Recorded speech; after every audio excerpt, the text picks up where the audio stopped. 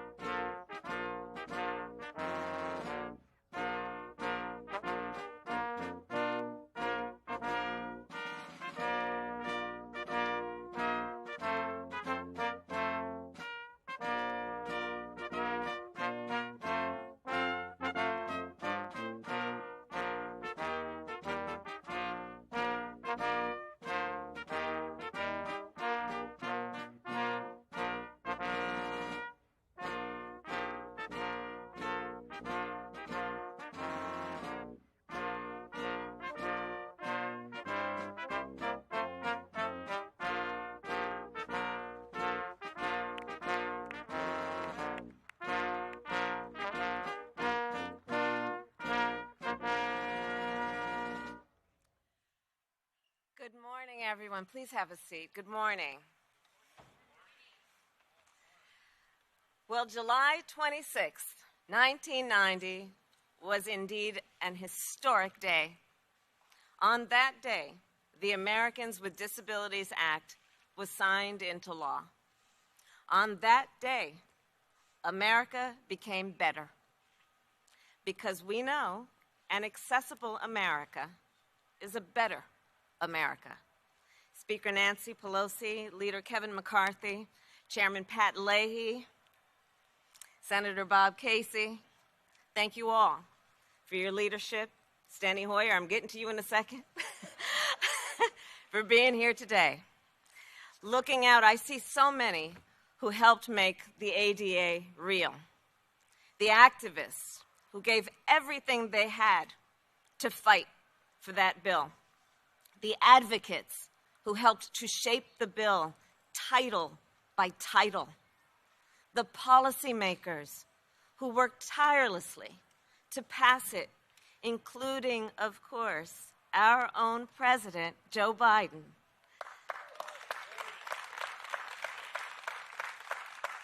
House Majority Leader, Steny Hoyer.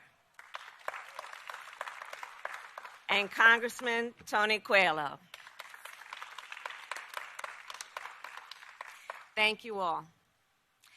Every day, in every community, lives of the American people are better because of the work you all did.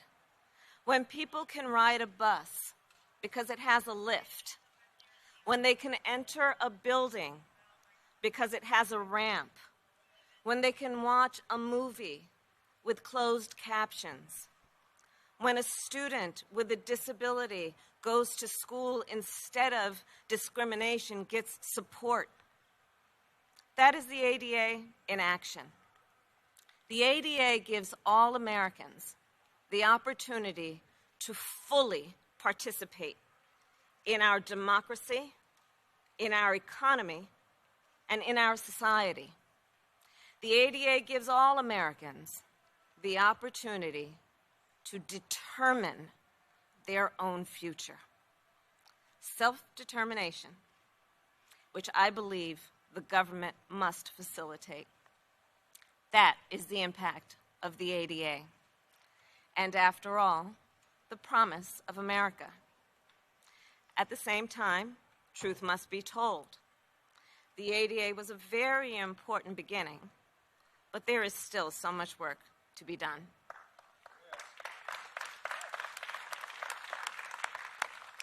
Both on enforcement and future legislation. And that is why I am so heartened to see the generations of leaders who are here and remain committed to doing this work. In fact, earlier this month, I met with several leaders of the disability community who are fighting for voting rights. And they told me about the obstacles voters with visible and invisible disabilities face when casting a ballot.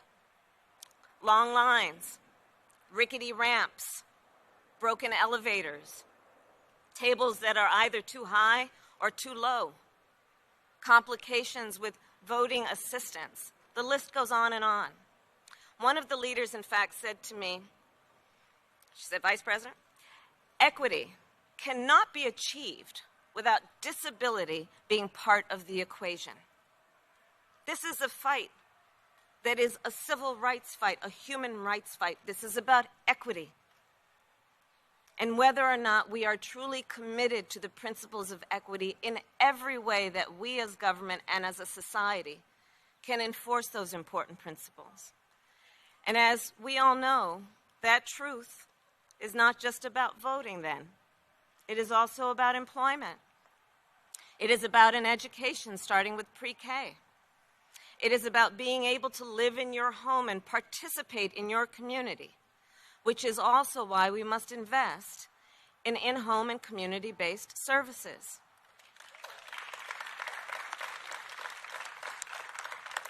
So, folks, here's the bottom line. The President and I will continue to fight with you to make America more accessible for all people. This work is urgent, and the reason we do it is obviously important, because every person in our country deserves the opportunity to dream with ambition, to have choices, to shape their own future unencumbered by any barrier, free from any obstacle. Because this, as we know, is the very definition of self-determination. And this is the United States of America. So thank you all for your courage and for your commitment. And now, it is my great honor to introduce a person, a leader, who exemplifies all of that. Tyree Brown is an artist who lives in Maryland, and she is focused on building a future of her own design.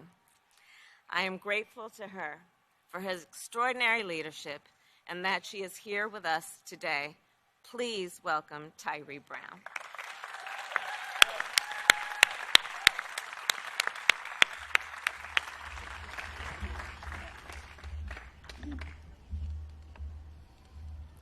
Hello, everyone. It's a pleasure to be here. Hello. All right.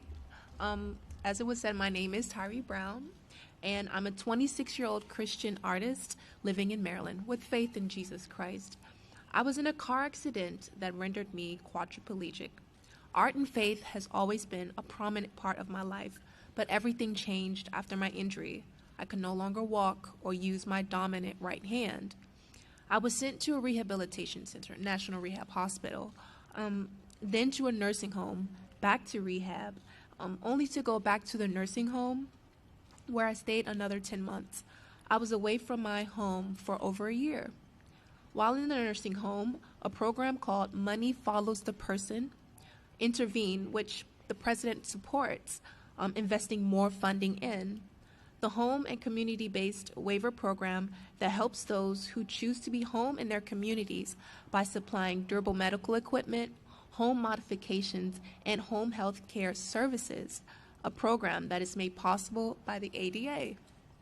This program made it possible for my mother, Tyree Cox, hi Mom, to be my full-time aide where I receive the best care full of love and grace. I want to thank President Biden, Vice President Harris, and the Biden administration for being advocates for the disability community. With American Jobs Plan, there's a $400 billion investment in caregiving economy. Okay?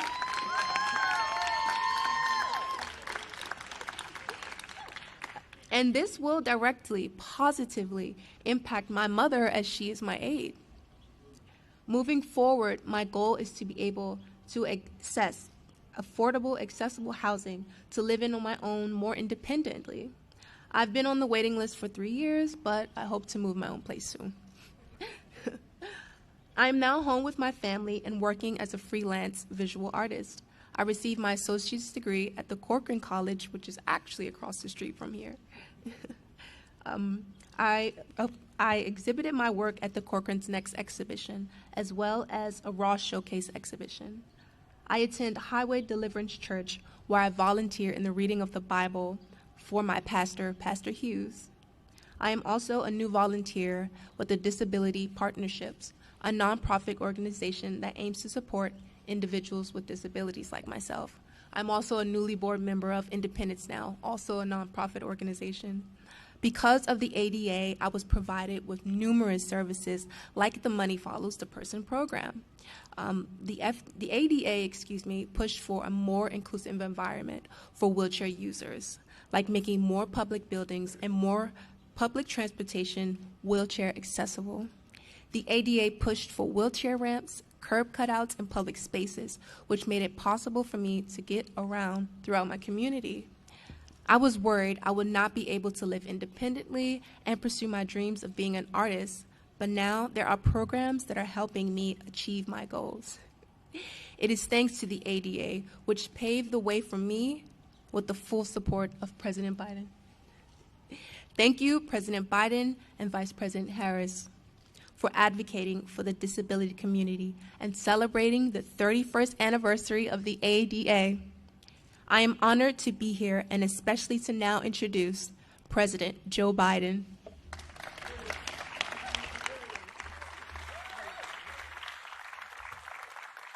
Madam Vice President Tyree, you're an inspiration.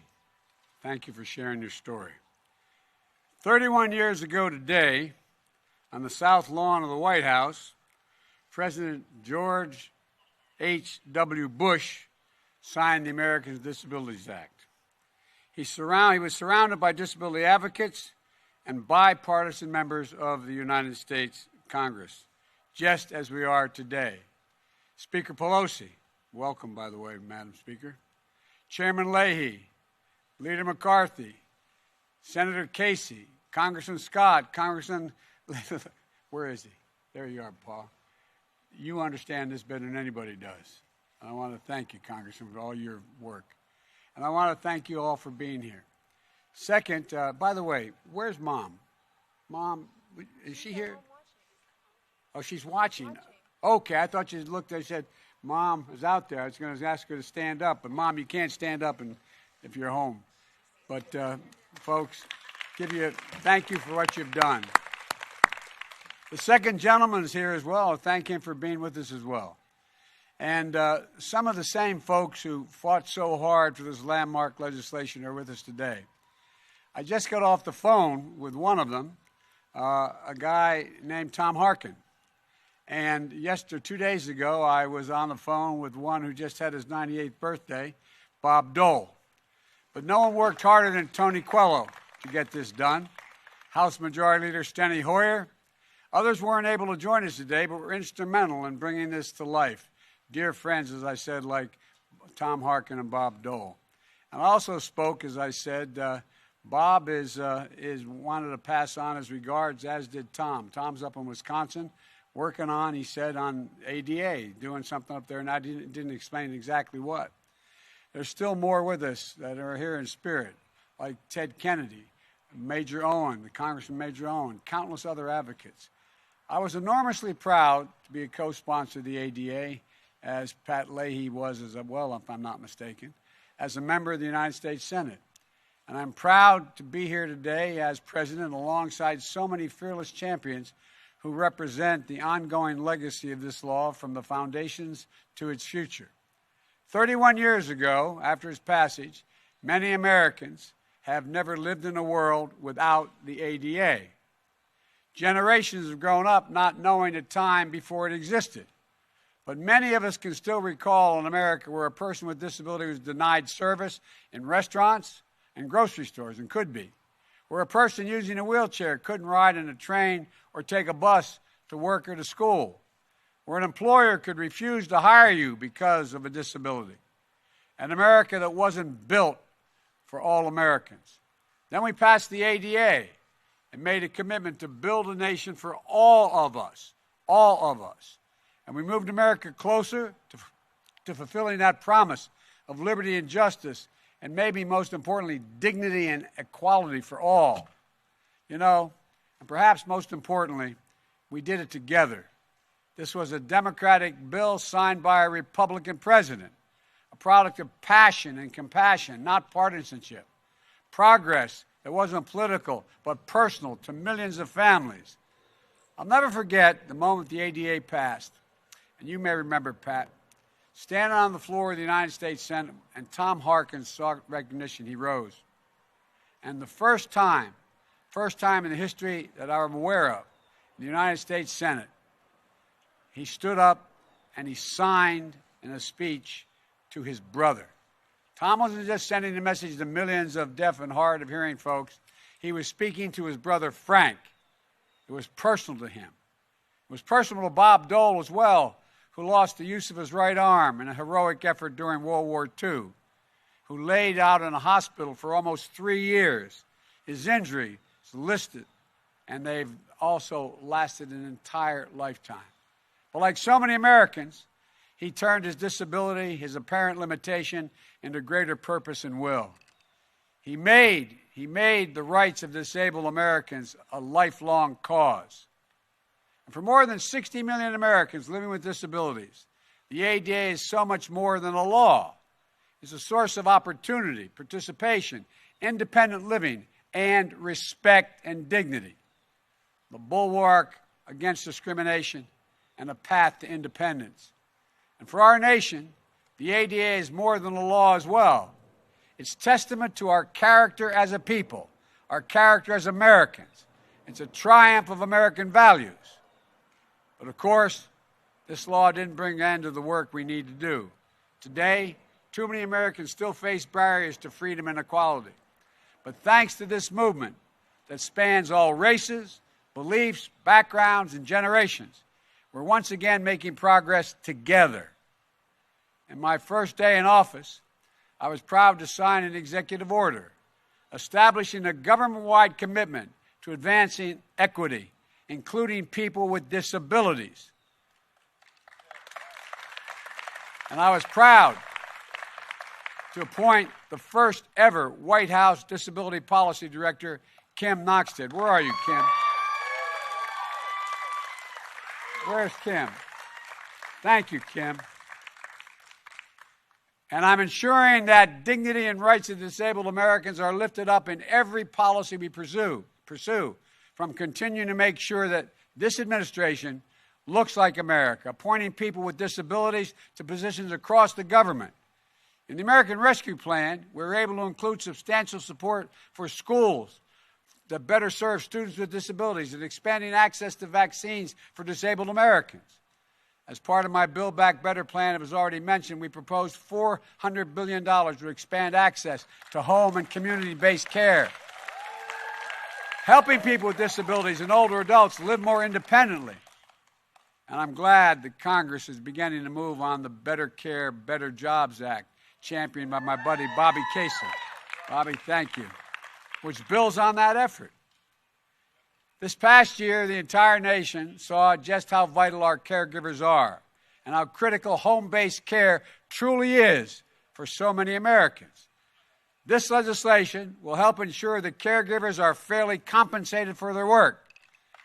In addition, I've also called on Congress to eliminate the discriminatory sub-minimum wage provisions that too often keep people with disabilities from getting good jobs with fair wages.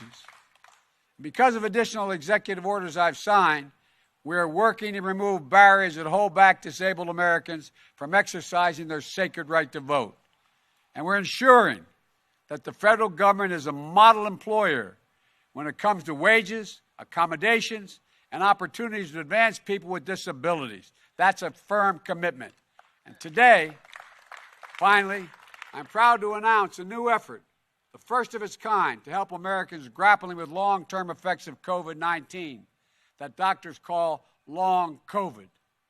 Many Americans who seemingly recover from the virus still face lingering challenges like breathing problems, brain fog, chronic pain, or fatigue.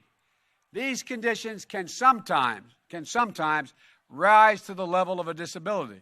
So we're bringing agencies together to make sure Americans with long COVID who have a disability have access to the rights and resources that are due under the disability law, which includes accommodations and services in the workplace, in school, and our healthcare system. So they can live their lives in dignity and get the support they need as they continue to navigate these challenges.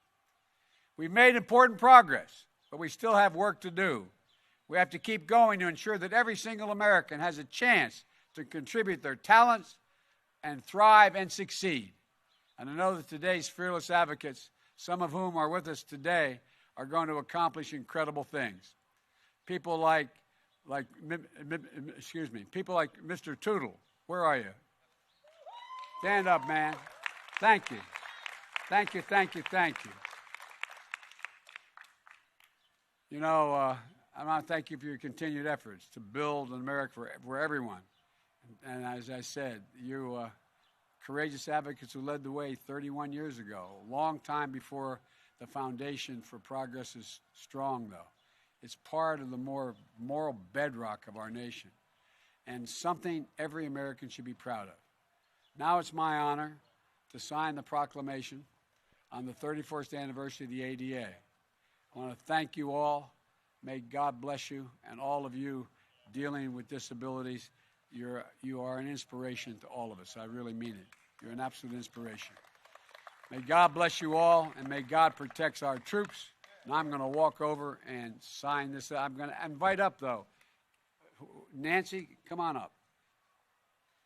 Stenny, I think we ought to get you up here. You're a big part of it, Tony Quello. Am I leaving anybody out? Pat, you were there at the time. We'll get your rear end up here. Put you.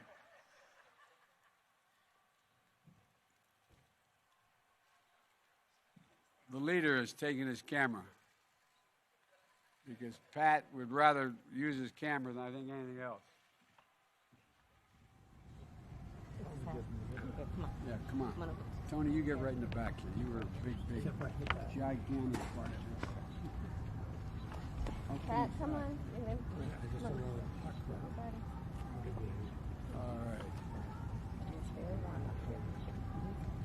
Anniversary of the Americans with Disabilities Act 2021. Hey.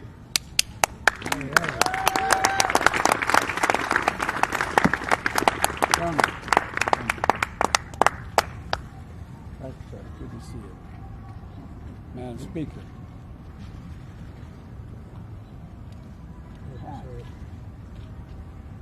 What? I will, but I want to make sure I got all the... Yeah.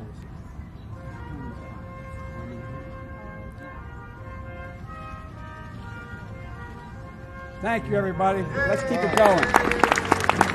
Well done.